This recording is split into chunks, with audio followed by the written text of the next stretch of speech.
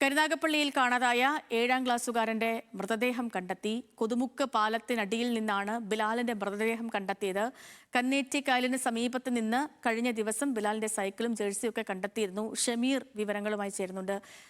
ഷമീറെ, ഈ പറഞ്ഞ പോലെ തന്നെ ഒരു കുടുംബം മുഴുവൻ പ്രതീക്ഷയിലായിരുന്നു. കുഞ്ഞിന്റെ സൈക്കിളും അതേപോലെ ജേഴ്സിയൊക്കെ കണ്ടെത്തുകയും ആ പാലത്തിന്റെ സമീപത്തൊക്കെ വ്യാപകമായ തിരച്ചിൽ നടത്തുകയും ഒക്കെ ചെയ്തിരുന്നു. പക്ഷേ ഏറ്റവും ഒടുവിൽ ആ കുടുംബത്തെ തേടി അവരുടെ ഹൃദയം തകർക്കുന്ന ഒരു വാർത്തയാണ് എത്തിയിരിക്കുന്നത്. തീർച്ചയായിട്ടും സേതു, വളരെ ദുഃഖകരമായ ഒരു വാർത്തയാണ് ഈ പ്രഭാതത്തിൽ പുറത്തു വരുന്നത്. കുട്ടിയുടെ മൃതദേഹം 2 ദിവസമായി കാണാനില്ലായിരുന്നു. അവരുടെ മാതാപിതാക്കൾ ഇത്തരത്തിൽ ആ കടവിന്റെ സമീപം തെരച്ചിലിനൊപ്പം അവിടെ കാത്തിരിക്കുന്ന ഒരു ദൃശ്യം ഉൾപ്പെടെ കഴിഞ്ഞ ദിവസം പുറത്തു വരുന്നു. NDRFും അതുപോലെ തന്നെ ഫയർഫോഴ്സും വ്യാപകമായി തെരച്ചിൽ നടത്തി. ഇപ്പോൾ വട്ടക്കായലിന് സമീപം കൊതുമുക്ക് എന്ന പ്രദേശത്ത് നിന്നും ഈ മൃതദേഹം ലഭിച്ചിട്ടുണ്ട്. എന്തായാലും ഫയർഫോഴ്സ് അധികൃതർ ആ മൃതദേഹം പുറത്തേക്ക് കൊണ്ടുവന്നിട്ടുണ്ട്. ഇനി ഇൻക്വസ്റ്റ് നടപടികൾ പൂർത്തിയാക്കിയ ശേഷം ജില്ലാ ആശുപത്രിയിലേക്ക് മാറ്റും. അവിടുന്ന് പോസ്റ്റ്മോർട്ടം നടപടികൾ സ്വീകരിച്ച ശേഷം കുടുംബത്തിന് മൃതദേഹം കൈമാറുകയാണ് ചെയ്യുക.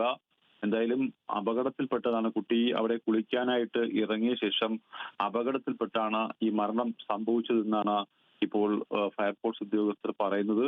കഴിഞ്ഞ ദിവസം ആ സൈക്കിളും ഒപ്പം തന്നെ കുട്ടി അണിഞ്ഞിരുന്ന ജേഴ്സി ഉൾപ്പെടെയുള്ളവ ഈ കന്നേറ്റിക്കായലിന് സമീപത്ത് നിന്ന് കിട്ടിയിരുന്നു.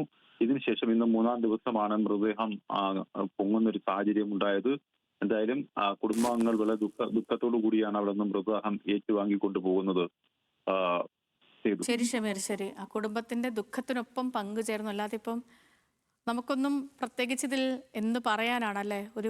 നീ വാർത്ത ഒന്ന് എന്തെങ്കിലും പറഞ്ഞ് ബ്രീഫ് ചെയ്ത് അവസാനിപ്പിക്കാൻ പോലും പറ്റാത്തൊരു രീതിയിൽ അത്രയും സങ്കടമാണ്. ഒരു 7 വയസ്സുള്ള കുട്ടി, കളിക്കാനായിട്ട് പോയ കുട്ടി തിരികെ വീട്ടിൽ എത്താത്തത് കൊണ്ട് ആ കുട്ടിയെ അന്വേഷിക്കുന്നു. ഏറ്റവും ഒടുവിൽ 2 ദിവസം കഴിയുമ്പോഴത്തേക്കും കുട്ടിയുടെ മൃതദേഹമാണ് കിട്ടുന്നതെന്നൊക്കെ പറയുമ്പോഴും ആ കുടുംബത്തിൻ്റെ അവസ്ഥ നമുക്ക് ഊഹിക്കാവുന്നതേ ഉള്ളൂ. ആ ദുഃഖത്തിനൊപ്പം പങ്കുചേരുകയാണ്.